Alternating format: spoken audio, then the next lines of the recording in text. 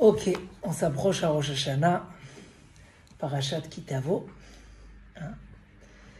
Et venez, on va voir un petit peu la Mishnah qui parle de Rosh Hashanah. La Mishnah, elle commence comme ça dans Masechet Rosh Hashanah. Elle dit que l'homme, il est jugé 4 fois dans l'année. Hein. On l'a fait l'année dernière ou pas? À Pessah, sur la récolte. À Shavuot, sur les fruits de l'arbre. À Sukkot, sur les eaux, combien il y aura de pluie. Donc ça tourne beaucoup autour de la Parnassa, les eaux, les arbres et la récolte. Rosh Hashanah, Kol Bae Olam, Ovrim Lefanav Kivne Maron.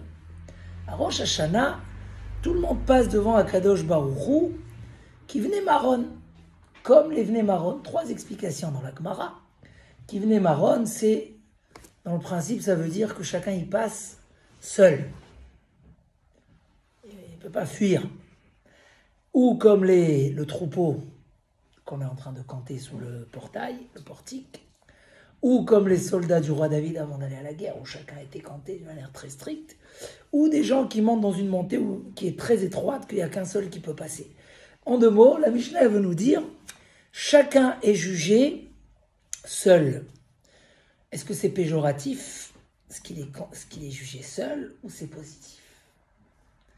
On a toujours compris que c'est un petit peu négatif. Pourquoi? Parce qu'un homme qui arrive seul, il n'a pas où se cacher. Il ne peut pas dire « mon père c'est un tzaddik, je suis dans une communauté de tzaddik, je fais partir du cours du lundi soir ». Il ne peut pas dire ça. Et à tel point que même dans certains livres, on nous conseille énormément de faire partie du public, du tzimour.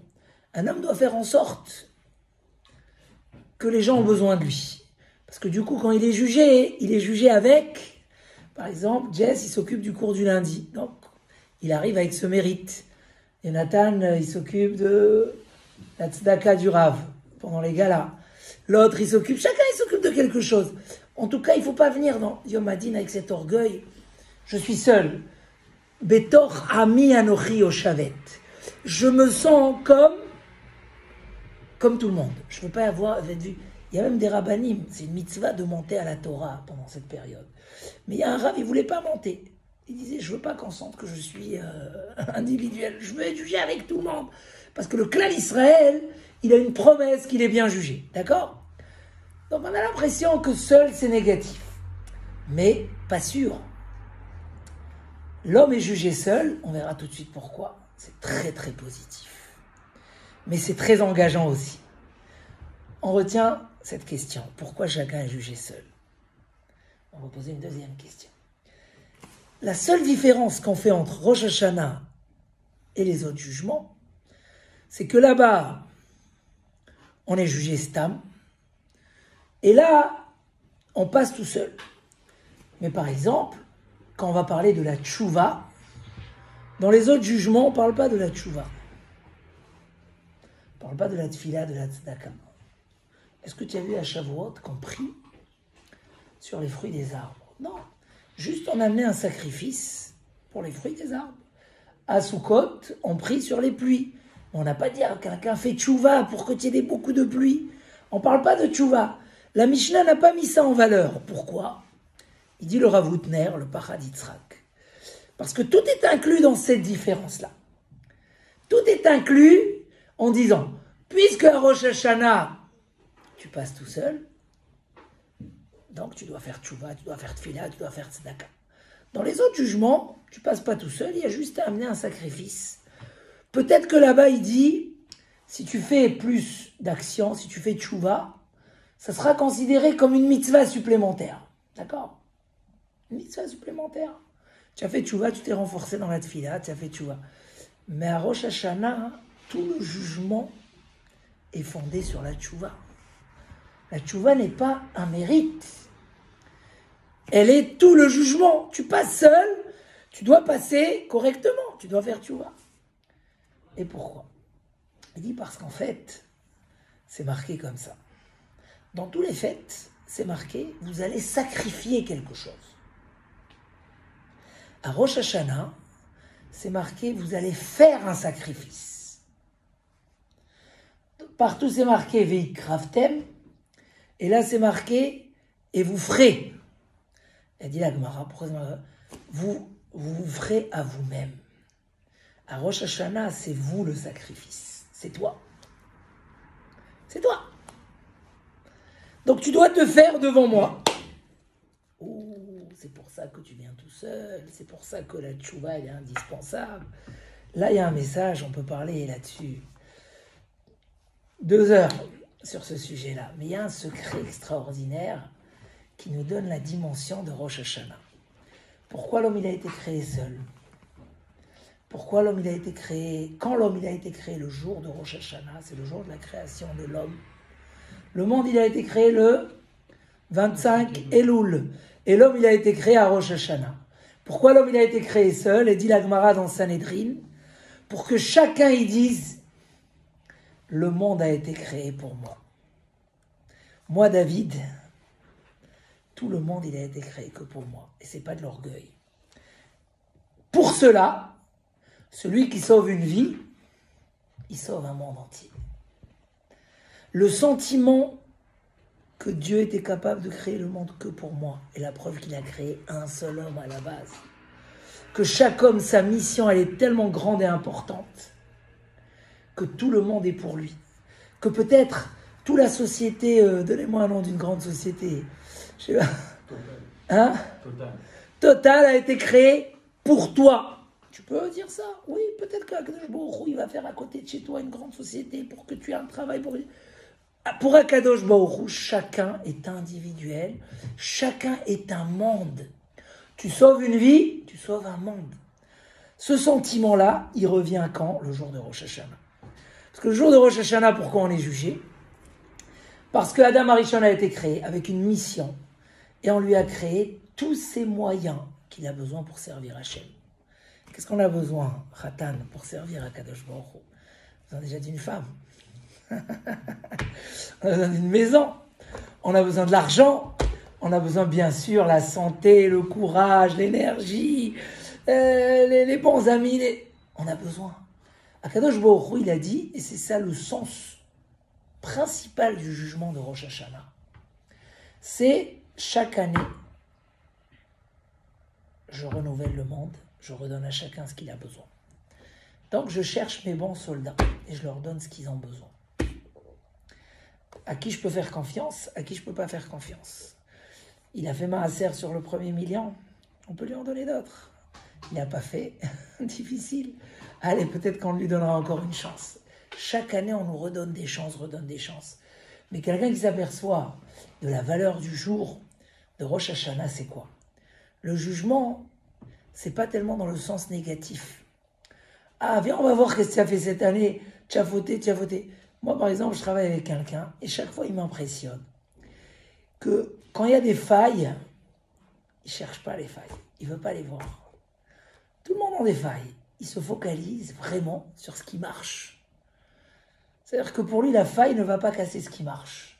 Et des fois, on est gêné, on dit, bon, ça marche, mais comme si il n'a pas écouté. Et c'est très encourageant. Pourquoi c'est très encourageant? Parce que tu fais des belles choses. Tu veux pas qu'il s'arrête sur le jour de Rosh Hashanah, c'est ça. Elle dit la Gemara que l'homme, il est jugé le jour de Rosh Hashanah selon ce qu'il est ce jour-là. En dani meta adam ela alpi ma'asav ve'ota sha'a. On va voir comment il est à ce moment-là, et c'est comme ça qu'on va le juger. Il est tzaddik, alors il a une bonne année.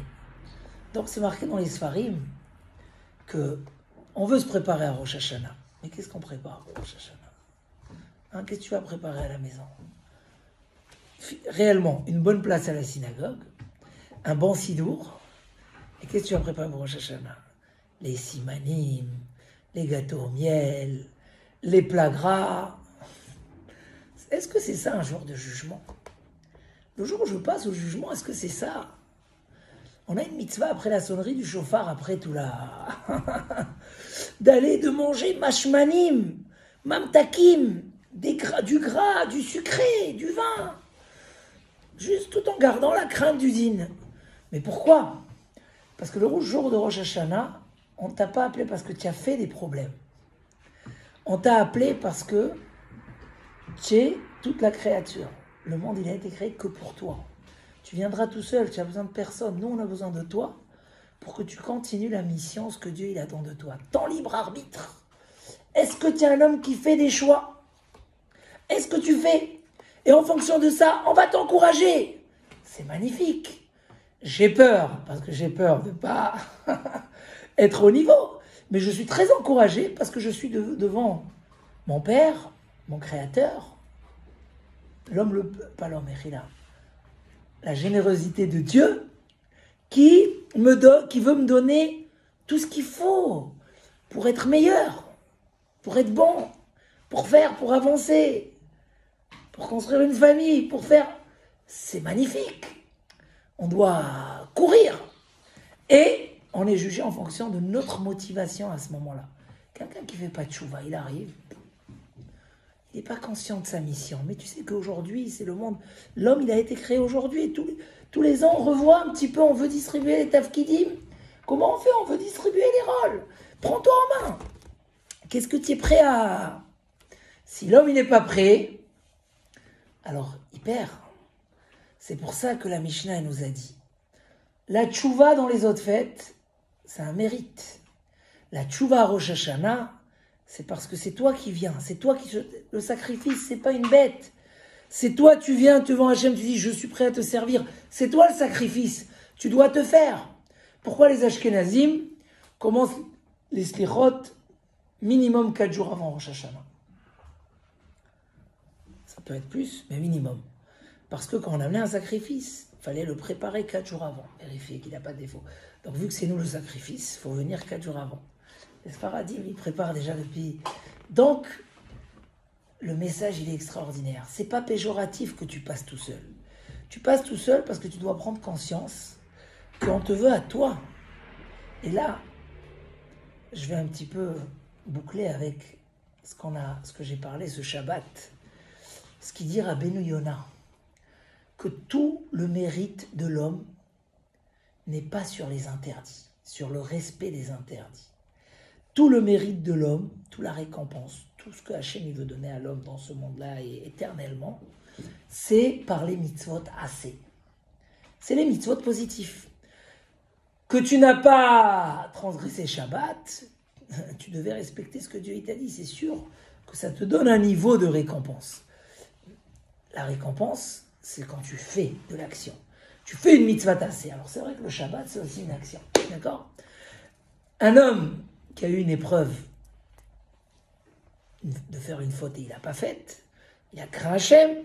Voilà. Mais la base de la récompense, c'est combien tu fais des mitzvot assez. C'est les mitzvot que la Torah nous a données. Ratza Akadosh Baruch Hu les Zakot et Israël. Hachem, il a voulu faire mériter le peuple d'Israël. Il est fikar. Irba lahem Torah ou mitzvot. On ne peut pas être le mouton qui ne fait pas du mal dans la vie. On ne peut pas être l'homme qui ne fout rien dans sa vie et qui dit « j'ai pas fait du mal à personne, très bien, c'est gentil, reste chez toi ». Nous, on veut ici les gens qui ont amené des dossiers. Tu vas à la banque, tu dis « je suis un homme gentil, j'ai jamais... » Monsieur, qu'est-ce que tu gagnes? Tu veux qu'on te prête de l'argent? Tu veux du crédit? Qu'est-ce que tu gagnes? Qu'est-ce que tu fais dans ta vie? Chaque chose compte. Ah, là, tu as cette entrée, là, tu as cette entrée. Il dit Rabbeinu Yonah, chaque mitzvah. Et dans la paracha de la semaine dernière, on en a compté des mitzvot. Tu mets une porte, il y a la mezouza, tu achètes une maison, tu dois mettre le paravent, la barrière pour pas que les gens y tombent. Tu as un champ, tu as cette mitzvah, cette mitzvah, cette mitzvah. Partout où on va, on a des mitzvot. Il dit le Midrash, même quand tu te promènes, si tu vois un nid d'oiseau, tu as une mitzvah. Il n'y a pas un coin dans la vie où il n'y a pas de mitzvot. Mais il faut les ramasser, sinon ils se perdent. Quand quelque chose se matérialise, et surtout quand on intervient, il devient plus matériel, on le perd. Qu'est-ce qu'Hachem il a fait? Il a fait une mitzvah pour le relever. Dans la récolte, il y a des mitzvot.